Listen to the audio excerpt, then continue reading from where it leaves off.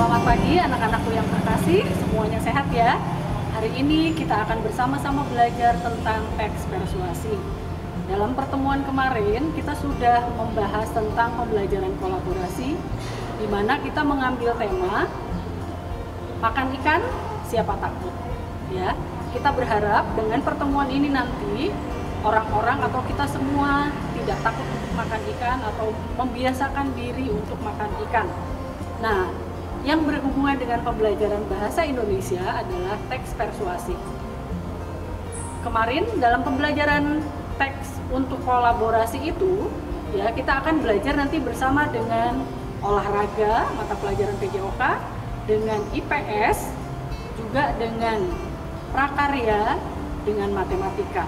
Nah, ketika nanti kalian membuat teks persuasi, kalian itu pada intinya teks persuasi adalah teks yang bertujuan untuk mempengaruhi orang lain sehingga orang yang mendengarkan atau audiensnya mau melakukan seperti apa yang kita inginkan. Nah, karena tema yang diambil adalah mengajak orang untuk mau makan ikan, maka kita akan membahas dulu di dalam PPT yang sudah saya berikan di GC kemarin. Di situ ada slide yang pertama tentang pengertian teks persuasif. Nah, kalian tahu tadi teks persuasif itu apa? Iya, teks persuasif adalah teks yang isinya mempengaruhi orang untuk melakukan seperti apa yang kita inginkan. Nah, teks persuasif itu nantinya kamu akan menuliskan di slide yang ke-6. Di situ kalian juga harus perhatikan struktur dari teks persuasif. Struktur teks persuasif yang pertama adalah pengenalan isu. Nah, pengenalan isu itu bisa kamu mengambil sebenarnya mengapa orang misalnya tidak mau makan ikan, atau mungkin bisa juga disampaikan ikan itu apa sih manfaatnya, atau bagaimana kebiasaan masyarakat saat ini, apakah mereka sudah terbiasa makan ikan atau mungkin sama sekali belum. Nah, kemudian yang kedua adalah rangkaian argumen. Nah, untuk argumen-argumen yang akan disampaikan atau yang akan kalian tuliskan, sebenarnya itulah isinya berupa fakta-fakta yang berkaitan dengan mata pelajaran tertentu. Misalnya di PJOK kemarin Pak Matius sudah menyampaikan tentang lalu Muhammad Ansori kan, dia adalah seorang pelari ya yang memiliki tulang yang kuat sehingga dia bisa meraih kemenangan karena ternyata dia sejak kecil memiliki kebiasaan makan ikan. Kemudian yang isu kedua, kita bisa melihat di pelajaran IPS kemarin Bu Ira menyampaikan bahwa Indonesia itu adalah negara terbesar kedua setelah Kanada sebagai penghasil ikan. Nah, kalian juga bisa mendapatkan informasi data dari tahun 2015 sampai dengan tahun 2020 tentang produksi ikan di perairan laut Indonesia. Itu adalah kekayaan maritim kita. Maka kamu nanti di argumen yang kedua bisa mengatakan bahwa Indonesia memiliki kekayaan ikan yang luar biasa, sehingga jika masyarakat Indonesia terbiasa makan ikan, bukan saja sehat, tetapi memang kita bisa menyediakan semuanya dari alam kita sendiri.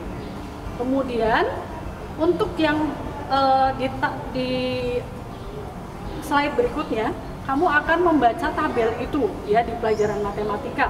Kamu akan menjelaskan sebetulnya mulai dari tahun 2015 sampai 2020 itu ada kenaikan produksi atau ada penurunan di tahun berapa. Nah, untuk analisisnya ini kamu nanti akan dibantu di pelajaran matematika untuk menganalisis grafik batang atau diagram batang atau diagram yang lain yang menjelaskan tentang data produksi ikan di Indonesia dari tahun 2015 sampai 2020. Kemudian di slide berikutnya sebetulnya adalah pernyataan argumen yang ketiga, di mana kamu di situ bisa menjelaskan ikan kalau orang tidak semua bisa makan ikan segar atau mungkin ikan yang langsung dikonsumsi dengan cara digoreng atau dikukus atau dimasak macam-macam, tapi ada juga orang yang hanya bisa mengkonsumsi ikan tanpa kelihatan bentuk ikannya. Nah, itu bisa terjadi ketika ikan itu sudah diolah dalam kemasan. Maka di pelajaran prakarya kalian juga nanti akan dijelaskan bagaimana membuat kemasan ikan sehingga ikan tidak hanya dikonsumsi dalam bentuk yang segar, tapi bisa dikonsumsi dalam bentuk olahan, ya, sehingga kita semua bisa gemar makan ikan. Nah, dari data-data itu kamu sebetulnya bisa menjelaskan argumen-argumen yang menguatkan bahwa kita semua tidak perlu takut untuk makan ikan karena banyak pilihan, ya. Bisa memilih dalam bentuk yang segar atau bisa memilih dalam bentuk yang olahan. Nah, kemudian di dalam struktur yang ketiga, kalian karena teks persuasi itu berupa ajakan, maka harus ada kalimat ajakan. Di paragraf berikutnya tentang pernyataan ajakan, kamu boleh langsung mengambil misalnya ajakan untuk orang mau makan ikan. Misalnya, nah kalau kita punya banyak pilihan untuk bisa makan ikan, berarti tidak ada alasan untuk takut makan ikan, ya. Kita bisa memilih makan ikan yang segar atau mau makan ikan olahan. Bahkan ada loh ikan yang sudah diolah itu bau amisnya juga hilang. Kalau mungkin orang punya alasan karena baunya atau aromanya, ya. Atau mungkin kalau durinya juga sudah tidak lagi berbentuk seperti itu sehingga dibantu atau dimudahkan untuk bisa mengkonsumsi dengan baik. Nah, paragraf yang terakhir atau bagian yang terakhir dari teks persuasi adalah penegasan. Jadi setelah kalian mengajak orang untuk mau makan ikan, kalian juga bisa menjelaskan mengapa orang tidak perlu takut makan ikan. Tadi sudah dijelaskan, bisa jadi dalam bentuk kemasannya, bisa juga disimpulkan dalam bentuk ikan memiliki beragam manfaat untuk tubuh kita. Seperti tadi contohnya, lalu Muhammad Ansori itu punya kebiasaan makan ikan sehingga tulangnya menjadi kuat. Selain itu juga membantu kecerdasan otak karena ikan mengandung omega 3. Nah, jadi ketika kamu membuat teks persuasi, kamu akan membuat teks di mana di situ kamu akan menjelaskan rangkaian-rangkaiannya sesuai dengan strukturnya, dan intinya adalah mengajak orang untuk mau melakukan sesuatu. Nah, di dalam pembelajaran ini kita mengajak orang untuk untuk mau makan ikan. Makan ikan, siapa takut? Itu ya. Terima kasih dan selamat mengerjakan. Nanti kamu akan membuatnya di GC yang sudah saya berikan.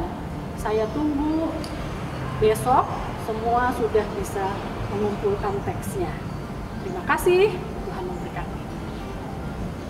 Oke, anak-anakku yang terkasih, tetap sehat ya, tetap semangat. Jangan lupa di masa pandemi ini kita tetap harus bersemangat dengan 3M. Menjaga jarak, mencuci tangan, dan memakai masker. Terima kasih.